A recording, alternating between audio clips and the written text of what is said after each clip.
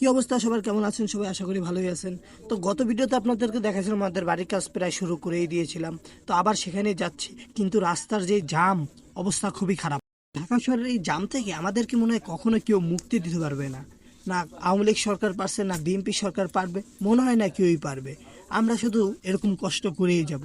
কি আর করব, গাড়ি থেকে নেমে হাঁটা শুরু করে দিলাম। তো হাঁটতে হাঁটতে দেখি কতক্ষণ সময় লাগে, পুরো দেড় ঘন্টার বেশি সময় ধরে হাঁটার পরে কিন্তু জায়গার এখানে এসে পৌঁছালাম।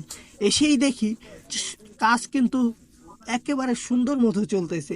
এক সাইডে ইট ভাঙতেছে, বালু রাখা, ইট রাখা, তারপরে মাটির কাজও প্রায় অনেকখানি করে ফেলছে, আরও করবে, প্রায় 8 ফিট গভীরে যেতে হবে। তো আমি আবার একটু হাঁটাহাঁটি করতেছিলাম। সামনে পাশে রড রাখা ছিল, রডগুলো সোজা করে এই পাশে রাখতে ছিল, আমি আবার সেই রডের উপরে হাঁটতেছিলাম আর আপনাদেরকে একটু দেখানোর চেষ্টা করতেছিলাম। বিষয়টা এমন না যে ওখানে শুধু আমি ঘুরতেই যাই বা ভিডিও করতেই যাই, ওখানে আমার কিন্তু অনেক কাজ থাকে। যেমন ধরেন ওখানে গেছি, সন্ধ্যা নেমে আসছে, এখন ওই রডগুলো বাঁধার জন্য শিকল রাখবে, তারপর তালা লাগবে। ওগুলো আনতে কিন্তু আমার বাজার থেকে আমাকে যে নিজের যে আনতে হয়েছে, এই কারণে কিন্তু আপনাকে পুরো ভিডিও আমি দিতে পারি না।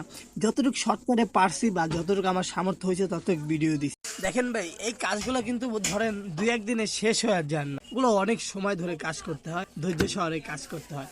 তো যতটুকু পারি আপনাদেরকে আমি দেখানোর চেষ্টা করব, যতটুকু পারি আপনাদেরকে আপডেট দেওয়ার চেষ্টা করব। আপডেট পেতে আমার পেজটাকে ফলো করে রাখতে পারেন, আর যারা ইউটিউব থেকে দেখতেছেন তারা সাবস্ক্রাইব করে রাখেন। সকলকে অনেক অনেক ধন্যবাদ পাশে থাকার জন্য।